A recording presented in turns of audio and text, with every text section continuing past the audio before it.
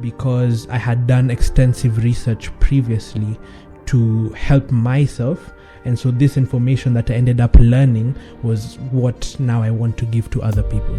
Now I will end up stepping on a few toes when I say this, but there are many coaches, unfortunately, who do not give sound advice. And even the programs that they give are not programs which are conducive for their goals. I did have other coaches and they would tell me, no, you can't do this, you shouldn't do this. I do understand I was still young, but there were things that I think I still could have done, and there are things that people who are still young can do. And I usually tell people that if lifting weights at a young age is something that's so terrible, then how did our ancestors live the way they did?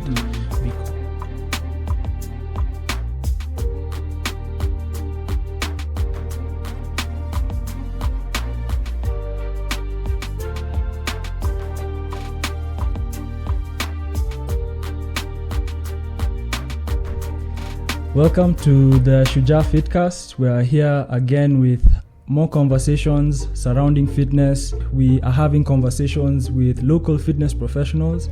We are joined today with an online coach, to be specific.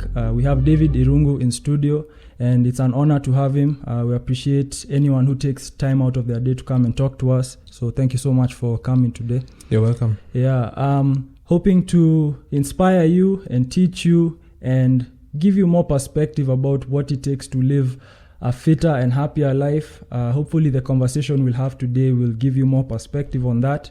And if you have any questions, hit up Shujaa_Fitness on Instagram and just reach out to us if you have questions. If you need more context, if there's something we didn't touch on in this episode, feel free to reach out and let us know how we can help you better. So sit back and enjoy this conversation. I hope it's valuable to you. But David, thank you so much for coming today. Thank you for inviting me. Yeah, man. We connected online. You're an online coach. Yeah. And I actually learned about you online. I appreciate the work you do, which is why I called you in. And I think when it comes to fitness, just seeing the way you put fitness into perspective for people, I think is really helpful. With the short videos that you post, I'm sure you'll tell us more about why you do what you do, how you do it. But I think you're someone who knows what they're talking about, because just based off of the topics you talk about, tell us a bit about what you do, why you do it, what brought you into fitness in the first place. Okay. So my name is David. I am an online fitness trainer. I'm the founder and CEO of David Irungu Fitness. Now, this started in April of 2022, but I have been helping people even before that, just family, friends, and I decided why not make it something that I provide as a service for other people who may need that help. This all began a very long time ago. I shared with you my story. I was always into fitness, sport, all that kind of stuff. I love sport, I love fitness, and I previously played professional football, but unfortunately that route didn't work for me. And I decided to find what else it was that I was passionate about, that I had the skills that could possibly help me make a living for myself. And that was fitness for me, because I had done extensive research previously to help myself. And so this information that I ended up learning was what now I want to give to other people. Or is what I want to give to other people. Yeah, nice. So, like, for example, who are some of the people who inspired you or taught you things that you learned from to begin your journey in the first place? Okay, so it started with just online. I just, search all kinds of videos online, how to get six-pack abs, how to build your arms at home. So it started with home workouts. And I stumbled over a guy called Asleen X. His name is Jeff. I forget Cavalier. Cavalier, yes, Jeff Cavalier. He was a stepping stone for me. Definitely learned a lot of information. He's very science-based and he's helped a lot of people throughout the years. but also in terms of Kenyans, there's an amazing coach that I had called Coach Kevin. Shout out to you. Hopefully you see this video. And he is the one who like really got me into weightlifting for fitness. And that is literally where I got my eureka moment of how exactly I should do this. So shout out to both of them, both Jeff Cavalier and Coach Kevin. Yeah, it's interesting. They talk about that transition from whatever you were doing before to weights. What were you doing before primarily? So a lot of the time it would be home workouts. Okay. So it would be me searching on YouTube, a few things that I could do here and there.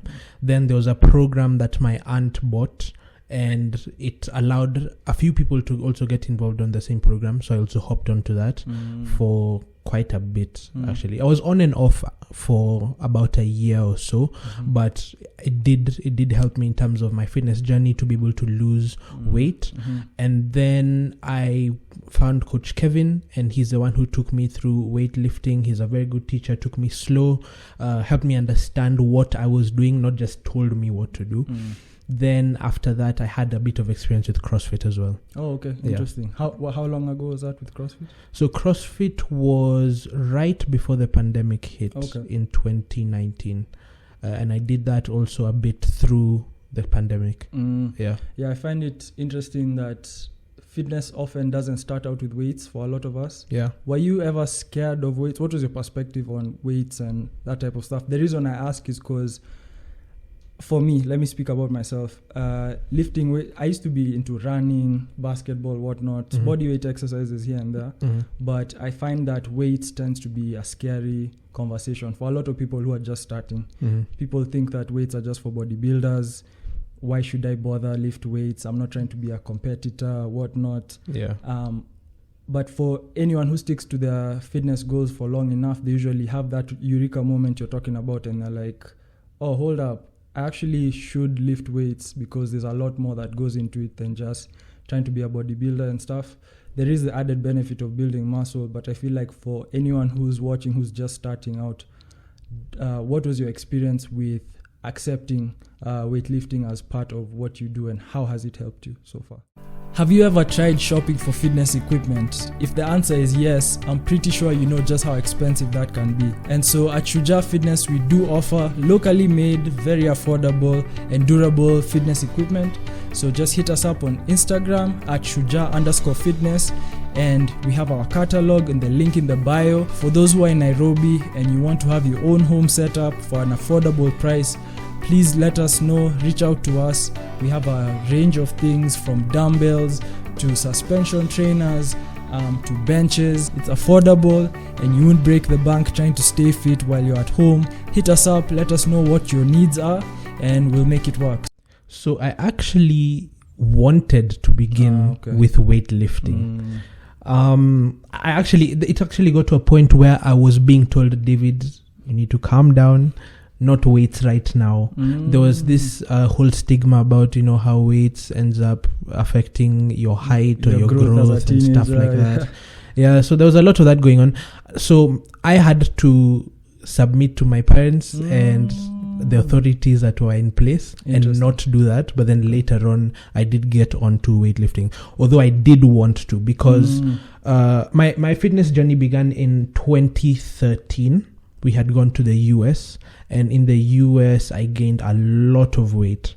But when I was still there were a lot of like advertisements, and when you travel to a different country and your YouTube changes to content for the US, I saw a lot of guys who are doing weightlifting, and so I decided this is something that I really want to do. But as I told you, unfortunately, I had to submit to authorities. That's interesting. That's interesting. Do you think, how long did it take for you to then, how long was that gap of not lifting weights when you wanted to lift weights? How long?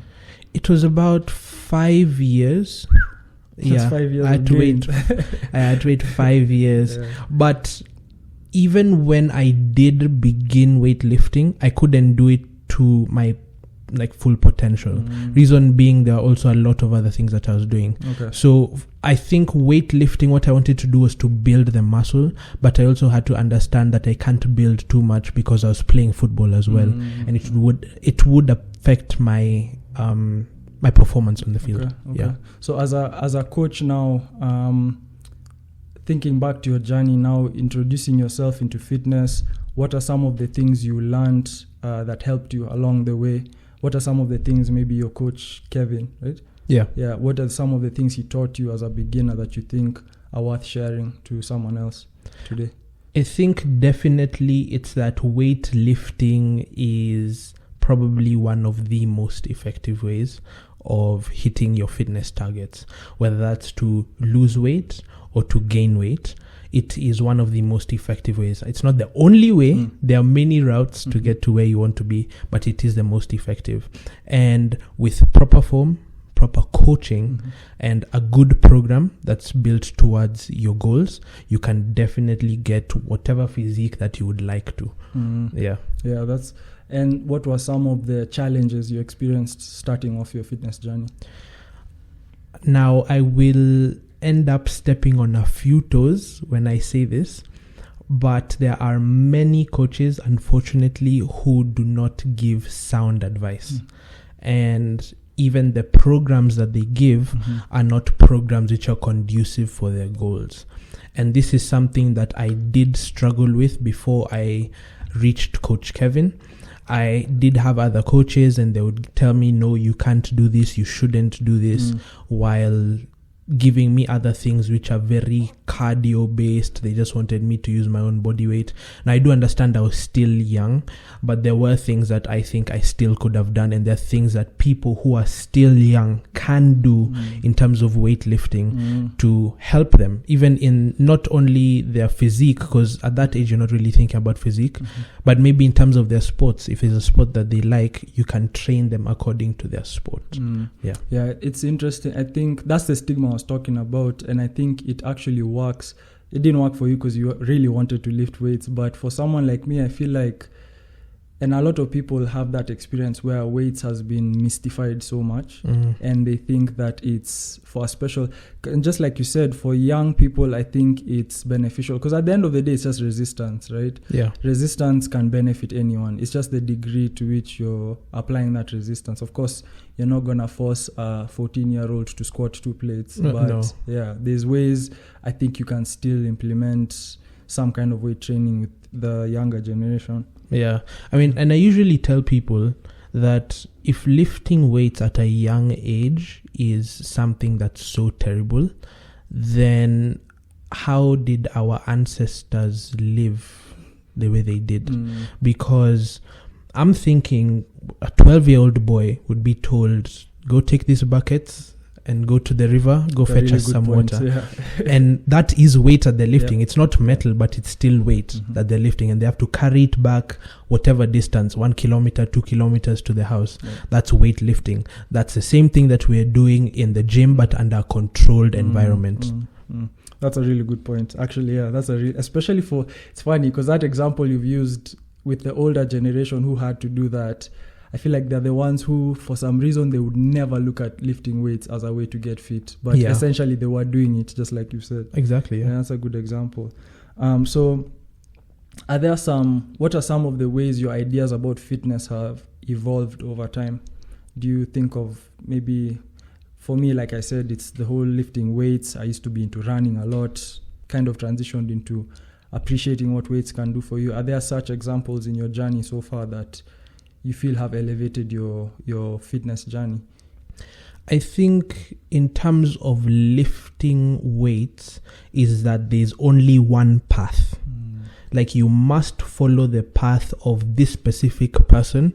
I looked up to quite a few bodybuilders even as I got into the fitness industry, and I thought the only way that I can become like him is to do exactly what he's doing.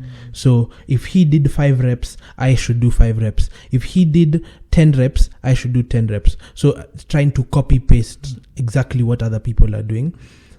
It doesn't exactly have to be like that. You can change the program according to your needs and what your abilities are. Nice. And then what inspired you to then, at that point, how long did you work out before or train before you decided to now become a coach? What was that transition like? So as I said, during the pandemic, I did quite a bit of CrossFit, and that was a bit of an inspiration for me as well, because the CrossFit gym that I went to, you hear the story about how it began. I also had a few connections because my football coach actually ended up being a trainer at that exact gym that I was doing CrossFit at. So having that experience with weights at that point, I think I had about 4 years of weightlifting experience, again off and on. Yeah. Okay. And then how did you approach that? Because with this podcast, what I would hope to accomplish is giving perspective about more than just exercise, but even in terms of business as a trainer, what your perspective was or is of the industry as a whole, how you see yourself fitting into it. What do you offer people who want to work with you, prospective clients out there who might want to work with you? What do you offer as a coach? So I offer custom workout programs. These are tailored to your goals. Okay. So it's not like when you enter a gym and you tell them, I want to be fit. So they tell you, okay, run on the treadmill, go do burpees, go lift the tire, blah, blah, blah. It's not that. It's not just any program. I want to sit down with you, find out exactly what it is that you want. From that, I will then create a program for you. Again, another part of fitness is your nutrition. So I will create a meal plan for you to follow. Of course, I'll try and make it as flexible as possible. You do not have to be rigid. By the way, that's also another fitness myth. You don't have to be that rigid with your program. I choose to be rigid with mine. An example is I carry a scale everywhere. It's in fact in my car right now. For your food or for a body scale? For my food. Okay. It's a food scale. Okay. And I'm about to go out with my boys after this, and I will use the scale. I am that rigid with it. So... But again, I'm doing things that some of you can't do. Anyway, on a more serious note, you don't have to be that rigid with your nutrition. I'd say 80% of the time, do follow a strict meal plan. But then the other 20%, you have some leeway to go and enjoy yourself. That would mean maybe 2 meals in a week, you can enjoy something. Maybe even a day, you can give yourself to enjoy whatever it is that you want. But again, please choose wisely. Yeah. What are some of the most common struggles? Some people you've worked with in the past. What are the most common struggles that seem to pop up every time you talk to someone who's trying to get into fitness?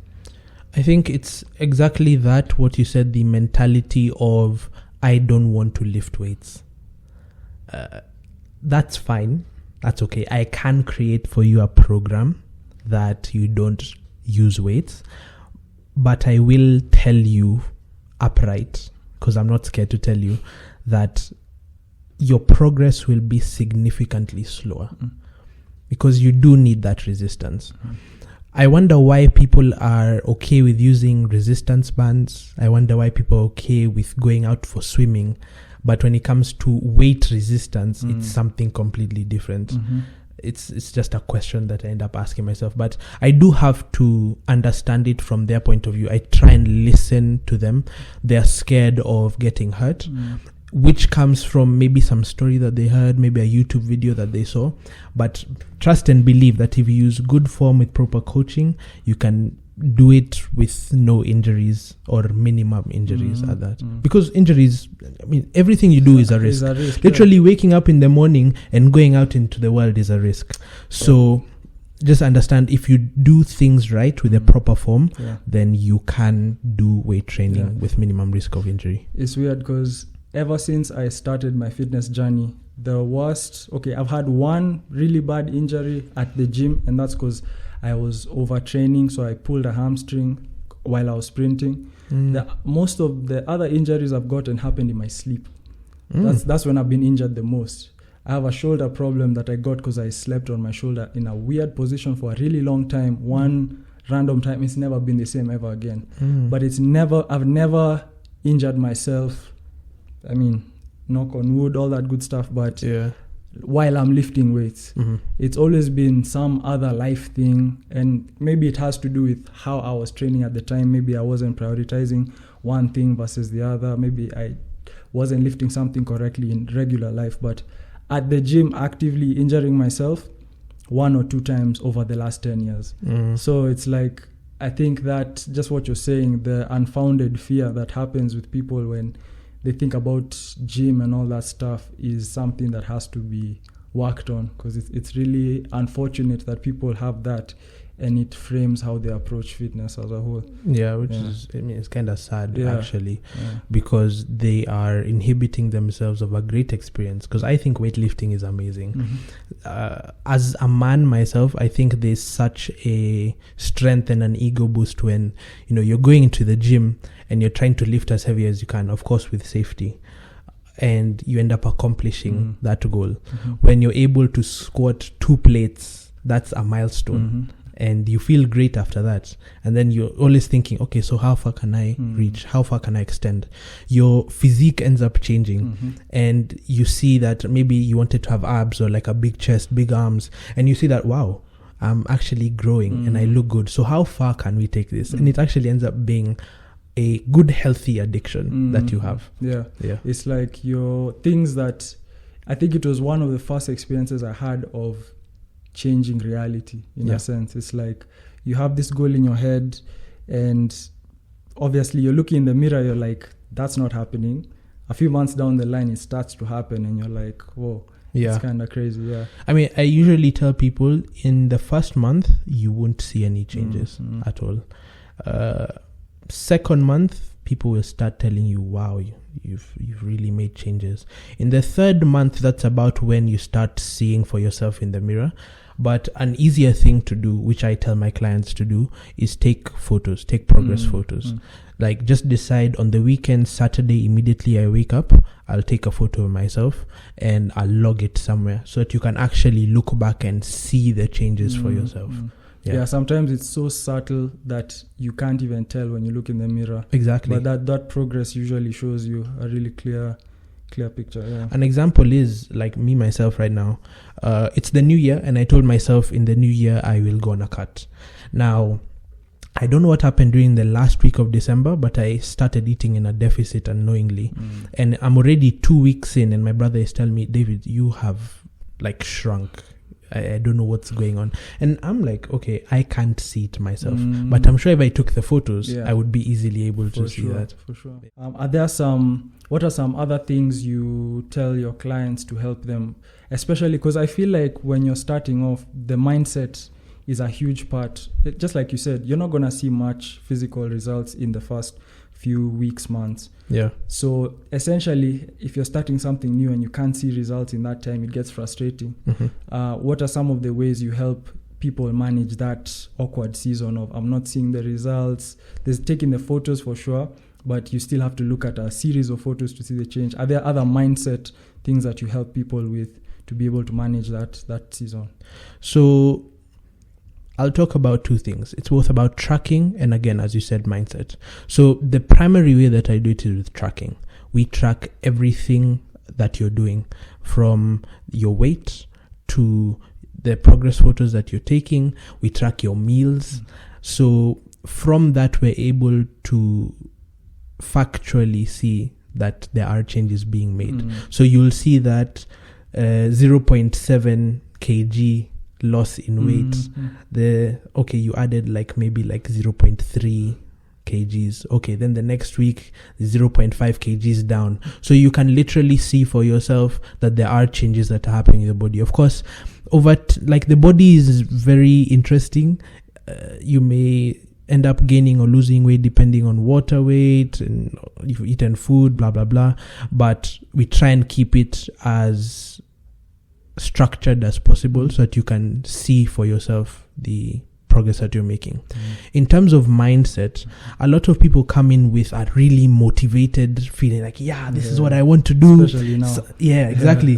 They come in like, okay, so I want to work out for the next 3 months, for the next 5 months, I want to get this and that, and that's great. So they start off at a good point, they're very positive. But motivation can only last for so long. So what I tell them is, it's great that you're motivated right now. And this is what I tell them during call. But trust me, in the next few weeks, that motivation will decrease. But what I want you to do is remember the goal that you have in mind for yourself. So when that time comes where you feel like, okay, this is not working for me, I don't see the changes, what is going on, I don't understand, I can speak to you and I can tell you what is going on and hopefully explain to you what's going on with yourself. But you need to understand that fitness is not like that. It's not just like flip a switch and you're already there. It's consistent action. So just remember your overall goal, remember where you want to be, and it is all about discipline. Because if you don't discipline yourself, you will get off and you will not get back on until 3, 4, 5 months later down the line, which is actually something that I ended up doing for myself when I was doing the program that my aunt was doing. I joined in for about 2 months, then I got off and I stayed for like 2-3 months again, and I got back on for 1 month, and I went off again. So really what I'm saying is I tell them, think of the future goal that you have, where you want to be. Does that person give up? Does that person have the mindset of, I haven't seen progress, so I should stop, or this isn't working for me? No, that's not the mindset that they have. The mindset that they have is of consistency, is of discipline, and that's what you need to have for yourself. Is that something that you've always had? Because you talked about being into sports before. Yeah. Have you always had that discipline, or is that something that you've developed for yourself over time? For weightlifting, it didn't come until more recently, but for sports, yes. Okay. Every Saturday, I would have training at the beginning when I was like in the academy. So I would always wake up early in the morning, and by 7:30, I was ready to go for training. And when I joined a actual football club, I had training that was from 6 to 7:30, and every morning I'd be ready with my bags, ready to go. And my dad knew if David oversleeps, then I have to go in time, because I would literally get pissed at myself if I did not get ready and didn't go for training on time. And it got to the point where I even wanted to get there early, try and get a bit more work in before the other people come, and then training begins, and of course I'll still train hard while they're there. So discipline in terms of sport, yes, I've always had it, but discipline in terms of weightlifting, it wasn't until recently. Yeah. What gave you that edge just recently in terms of weightlifting? It was a shift in focus. As I told you, I did professional football for a while. I played in Division 2, but due to unfortunate circumstances, that didn't work out. So I shifted my focus from sport onto weightlifting. So now this is your thing. Now this is my thing. So I know no matter what, I have to train a minimum of 5 times in a week. And then now that goes down to the day itself. Which days will I be going to the gym and at what time? So I've told myself, okay, this is the time that I'll be going to the gym. In case of anything, I'll try and move the workout to another time, but not ever have it not being there. I'll always have to make sure that I get at least 5 workouts in a week. Having come this far with your fitness, because obviously you're very dedicated, and I find that with a lot of people who are dedicated with their fitness, the 5 times you're talking about, I don't know, this might be my own projection, but I feel like a lot of it has to do with what gym makes you feel like. And it becomes less about your physical goals over time. I could be wrong. Maybe you're really focused on whatever your physical goal is, but it gets to a point, I think, where the more you're into fitness, the more you appreciate like the mental clarity you get after a workout, just like the sense of accomplishment. Yeah. Of course, we would all love to have a bigger bicep after every workout that we do. Yeah. But that's not possible. But there's the other benefits around the workout that I think keep you going the 5 times during the week, aside from just the physical aspects. Would you say that's true for you? That is true. So first of all, for me, it's just become a discipline. Like, it feels awkward. I feel like I haven't done something. My day is not fulfilled if I don't go to the gym. But other than that, yes, there is that refreshing feeling, because during the day there's a lot of stress that you have going on with your business, and you have to travel here and there, and this person is giving you a headache, blah blah blah. But when you go to your gym, that's your time. It's my time for me to work on myself. So it's like a stress reliever, give myself a break from the world, and then you go back in after. Also, again, it's the feeling that you get, because yes, you get really tired, especially after you push yourself. You get really tired after a workout, but it's a good feeling. You might have that soreness, but I don't know, maybe some of you will understand that good soreness where you feel like you've accomplished something. Yes, you might have trouble walking down the stairs, but you feel good. You feel like you've done something sweet day. Pain. Sweet pain. Yeah, for sure. I mean, that's like, it's funny because I feel like, although with legs, there's a limit to the sweet pain. I feel like when you hit legs, day 1, 2, it's sweet pain. After that, it just becomes annoying for me when it comes to legs. Actually, for me, I love leg day. No, I love leg day. It's just, I'm talking about the sweet pain. There's usually like a limit. Because like when I start getting sore, the first 2 days of soreness with legs is okay. Then now it gets to that point where it's like everything hurts. And it's really, you just feel stiff. And I guess I just haven't found my limit. Again, it might come down to the fact that I played football, and so with that I did exert myself quite a bit. I trained really hard. There were training sessions that we'd go to and we'd push so hard that people would end up vomiting. Like that's how serious it was for us. And I think my limit has been pushed so high up, and I still push myself. Like yesterday for me was leg day. I couldn't walk down the stairs. I had to take the elevator everywhere, but it did feel good. And I had somebody else train with me, and they were like, wow, I haven't trained like that ever in my life. I'm like, yeah, this is how you push, and this is the good feeling that I get. So maybe for me, I haven't hit that yet, but upper body, definitely that's where I start having that limit where it's like, okay, it's starting to get annoying. Yeah, I think, it's funny. Soccer guys legs are a strength for soccer guys. I'm thinking back to a friend I had who, back in the day when we were younger, and you talk about going to the gym, legs was always easy for him for some reason. So I think there's something to that. Yeah. What are some of your training philosophies? What are some things that are absolutely essential for you, whether it's for yourself or for your clients? I was talking to someone the other day who was like consistency, enjoyment. I can't remember the third one, but she had like 3 particular things that she has to program in every workout that she gives to her clients, something that she implements for herself. What are some of those things for you that are absolutely non-negotiable? I think it's challenging yourself, because they've already talked about that. I don't want to talk about that, but I think it's challenging yourself. Whenever I train, I push all the way either to 0 RIR or till failure.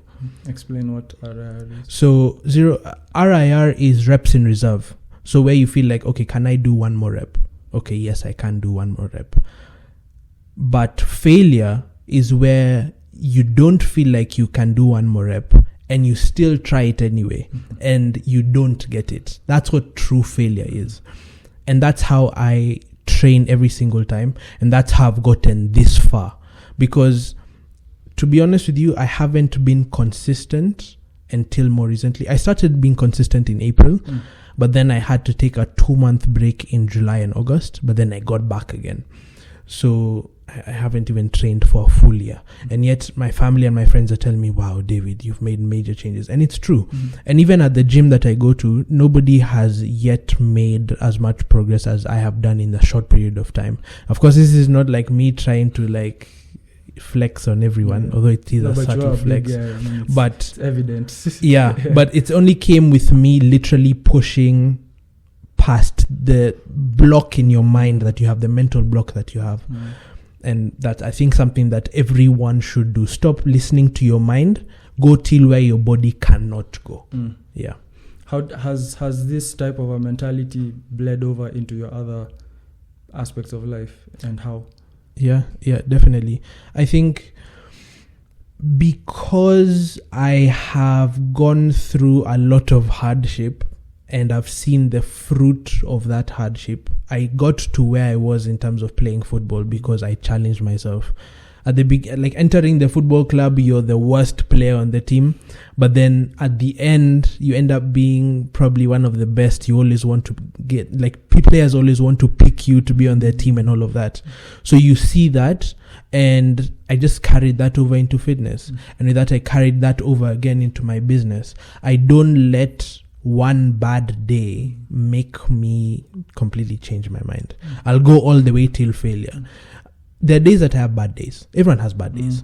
But I always tell myself, make the best of that situation. And I have meetings with some of my friends in the evenings where we always talk about reviewing the day. How did it go? What are your insights and all of that? And something that I see that recurs is making the best out of a bad situation. So if it means that you have to stay a late night, if it means that the next day you have to wake up early in the morning, then that's what you need to do. Yeah.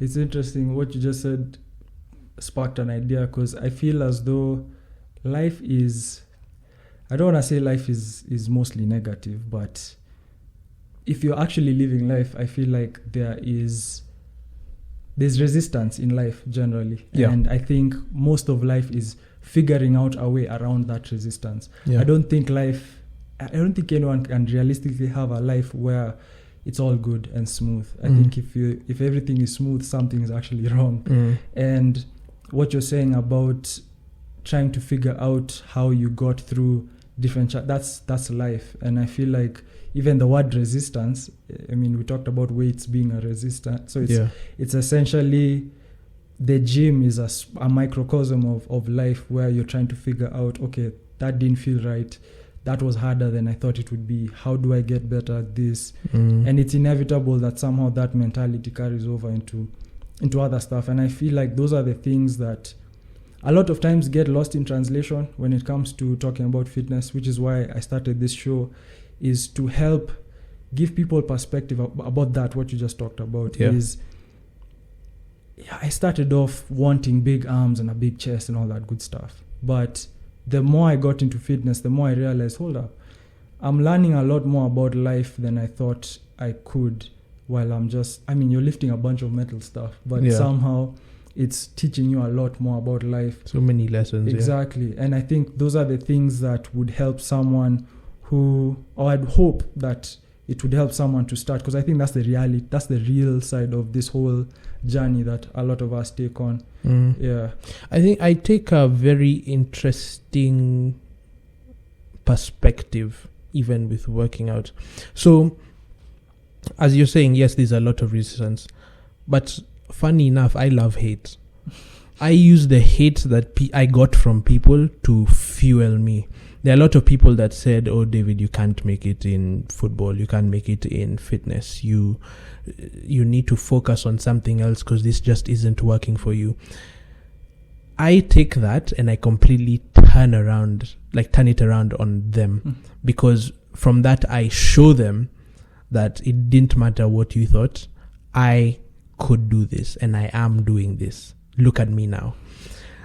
So I look at hatred in that way. I use it as fuel for myself. Also, when I'm training, I don't know if anyone else kind of has this mindset, but I think about it as you're doing this to protect your family. You're doing this to protect the people you love. So when I'm squatting, I'm imagining having my wife and kids on my shoulders. Like, there's an animal behind you and you have to get them over that tree trunk, onto that branch. I think so I've heard Eddie Hall talk about a similar thing when he was lifting the heaviest deadlift. Yeah. He was imagining lifting a car off of his wife and kid. Mm-hmm. Yeah, and sometimes you have to go into that really dark place. Now, some people even use all the way into the negative, like something bad is happening. Let's say you're a deadlift, you could say your kids are hovering over a volcano. You have to pull them out and it's heavy. So you have to pull them out and you have to go to that really dark place in your mind in order to find that deep, dark strength that you have and pull them out of that situation. So whatever it is for you, it doesn't have to be negative, but whatever it is for you, you have to get to that place, get to that focused place and do what needs to be done. And once you find that zone, when people say you're in the zone, once you find that zone and you stick to it, you'll be so surprised at the things that your body is capable of. Yeah, it's so true. I think back to my high school days. So my basketball. So it's funny now that you've brought out that side of it. The dark side is a thing, because when I was doing basketball in high school, I was not exactly the best player or anything. I feel like I left a lot of potential in my high school b-ball days. I wasn't anything special, but I think back to that time and I'm like, I know I didn't give it my best. And the reason I remember is because there was a time we got a coach who happened to be, he was a former student years before we were playing basketball. And he came to help us out with the season. We weren't doing too well, so he was coming to whip us back into shape, basically. Yeah. So one training session, he was like, "We're gonna do suicides." So as we're sprinting, he said, all the small guys, I was one of the smaller guys, basically like a point guard, all the point guards and shooting guards, if there's no way the big men are going to run faster than you. If they run faster than you, we're going to keep running suicides as a team. And we had some really fast big guys, so they kept winning. So we had to keep running suicides. So we're getting exhausted. It's outdoors. It's hot. But and he was like he was the type of coach who shouts in your face, gets in your face, like makes you feel like crap. Yeah. And I remember he took out a moment to like pick at me. And he was like shouting. He was going off. And I don't remember exactly what he said, but I just remember him going off. He was like, "How is this big man going faster than you? What? So now after being shouted at, I ended up being the fastest. And I was like, I've never run as hard as that moment in my life. Yeah. And I think there's a lot to that untapped potential thing. I mean, granted, we're not going to shout at our clients to their goals, but I think there's an aspect of that I think about every now and again, where I'm like, there's a potential somewhere in me that I feel like there are times I don't unlock it and it's my fault in a sense. Yeah. So I really relate to that thing. I think everyone has that thing, no matter what it is you're doing. Yeah. That's cool. Talk about your experience so far being a trainer. What have been some of your highlights? Making this into your career, like you said, you started your own brand. What are some of your highlights? What are some challenges you've encountered? What's your perspective on the future for yourself as a coach in this business? Highlights. So I think probably one of my biggest highlights is a friend of mine. So before I made it a business, I was doing workouts in the estate, like with my friends during the pandemic when we couldn't go to the CrossFit gym. We were doing exercises just at home. And there are these friends of mine who had whatever goals that they had different goals. But this one friend, he was very consistent. I always worked out with him during the week. And we'd know today is leg day, today is arms, today is whatever. And we'd work out super hard with him. And it's a bit of a positive and a negative, but he got the results that he wanted and he stopped. Like he completely stopped and back off because he had gotten the results that he wanted. And it's something that he was probably working on for a while, but he finally got the results that he wanted. And I was so happy for him, but he stopped. I try to get people to keep going because there's also maintenance which you need to do for your body. But I was so happy that he got the results that he wanted. I was so happy that now he's content in himself. And I think that's something that I want to get for other people, but now have them do the actual maintenance. Seeing the happy faces, the changed lives, the lives that you get to impact while you're doing this job is something that I'm super happy about and is one of my really core values. I don't want to just get your money. That's not what this is for me. I always tell them I want to get you the results that you want, because that's where the real joy, the real happiness comes from. Yeah. I think it's so evident to see the people who do it for the money. Yeah. Because I think you kind of alluded to it in the beginning, where you are like, you see the just run on the treadmill, flip a tire type guys, and it's so common. And I think with the more conversations I'm having with local professionals, I think maybe our generation of professionals in this thing, I think we see that, and I'm encouraged that a lot of people are coming out of that mentality. And I think it's high time that thing starts to end, because it sucks to go. I always have this example in my head where, especially for some reason, middle-aged ladies, they are so consistent. Yeah. But unfortunately, a lot of the times they are consistent with the wrong kind of trainer. Yeah. They'll be coming they'll even come 7 days. Lord knows how many days they come a week. But the kind of workouts you see them being put through, you're just like, what's the end goal here? Because like you're basically drenched in sweat. You're doing a bunch of cardio.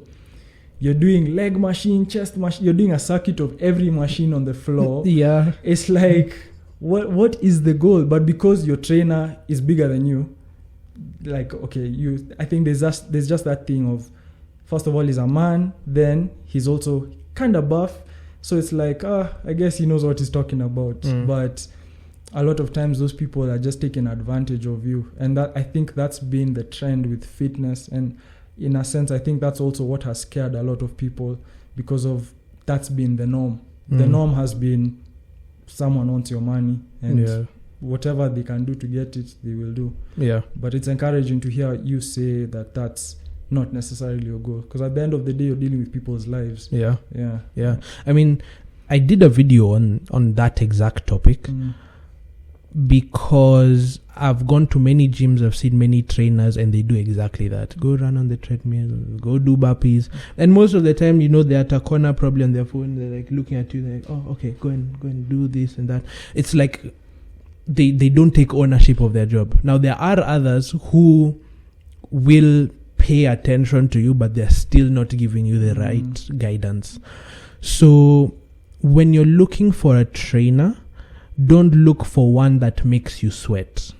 A trainer, when you're sweating, yes, you're doing work, but it doesn't mean that you're working towards your goals. It doesn't mean that you're working toward the result that you want.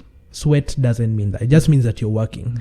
Your body needs to exert some toxins, and there's also some sweat from your muscles working. So that's what sweat is.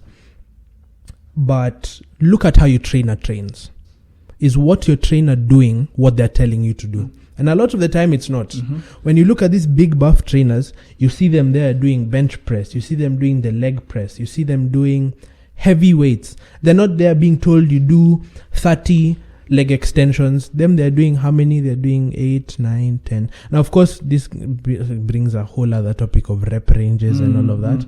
But the way your trainer trains should be how you should be training as well. Of course, doesn't mean the exact, to scale. So if you see your trainer like training in a different way from the way he's training you, then just ask him, okay, so why is that? Why is that the change? Why is that change in the program? Now, sometimes it's because of the results. So I mean, I'm now into bodybuilding. I won't train like a golfer does. But there are certain aspects where we'll train in the same way. So if it's strength training, we'll do the same strength program. But now when it comes to sport-specific training, maybe a golfer will do wall slams to work on their swing for golf. So these are the small changes. But in terms of majority of the time when somebody just wants to lose weight, look at how your trainer is training. Yeah, asking questions is important. That's another thing that's come up before with other trainers that I've talked to is, I think the clients today, also generally society is a lot more empowered because of the information that's out there. But there's been a trend of the client being voiceless in a way and just being a slave to your trainer. You're basically just a slave to your trainer. And I think what you said is important, where it's like you need to assess your trainer and be like, what does he do? And why is it so different? Or is it close to what I'm doing? I think that's a really important question to ask, because that's a really good point. You see how they train the women and the beginner dudes and stuff, and you're like, hold up, I see you here all the time. You don't do 100 burpees and sprints like all day. Yeah, it's crazy. Yeah, it's something I've also noticed. Yeah, it's very interesting. I mean, I think I'm also very curious. It came with like part of studying to find out exactly how this bodybuilding world works. But that sparked curiosity in me. I ended up studying. So also now when I see other people train, I try and find out, okay, so why is it that you're training that way? I mean, you'll see me in the gym asking people questions, saying what's up. I'm a very friendly person. Unfortunately, I have this look sometimes where I'm not friendly. It just means I'm focused. Yeah. So if I'm not if I don't have a friendly face, it's most likely that I'm focused. But I'm a very friendly person, very approachable. Come up to me whenever, I'll say, what's up, how you doing, all of that. But yeah, I do ask questions to the coaches. So why is it that, you train in this way? Yeah. I think it's a good habit to pick up even for other people. It will definitely save you a lot of pain and time in the long run to ask questions. For people who are seeking to work with you, maybe hire your services, how can they reach you? What are your social platforms, contacts, if any, that you... So primarily I am on Instagram at David Irungu _ DAVIDIRUNGU_. There you'll see me posting videos every day. I'm also a bit on TikTok. I'm not as consistent because TikTok as a platform, I don't exactly like it too much. But I am on there. I try to be consistent as much as possible. My email, if you want to reach out to me, is davidirungufit@gmail.com. You can send me an email on whatever it is. We can book a call. And also, I have the link in my bio if you want training. I also opened up consultation calls that people can come to as well. If you just have a few questions that you'd like asked, I can do that for you. Nice, yeah. I really appreciate the videos you do because that's how I learned about you. I think your information is solid, and even just looking at his Instagram, you can learn a lot. And I think just even in those short few minutes that you do, they're really helpful. So kudos to you for the work you do. Thank you. I'm sure your clients benefit a lot. So reach out to him, hire his services. Hopefully you come by another time if you have more stuff you would like to share with us. Sure. It will be good to have you again. But thank you so much for your time. Thank you. Yeah. Until next time, stay tuned to the Shujaa Fitcast for more engaging conversations like these with local fitness professionals. So till next time, peace out. All right. Thank you for listening to the Shujaa Fitcast. For more information and business inquiries, email us at shujaafitnesswarrior@gmail.com. Follow us on social media at Shujaa_fitness on Instagram, at Shujaa Fitness on Facebook and TikTok, and subscribe to our channel at Shujaa Fitness on YouTube. For audio versions of this podcast, check us out on Spotify and Boomplay. This show was recorded and produced at the Represented Studio in Nairobi, Kenya. Special thanks to Lucid for the background music.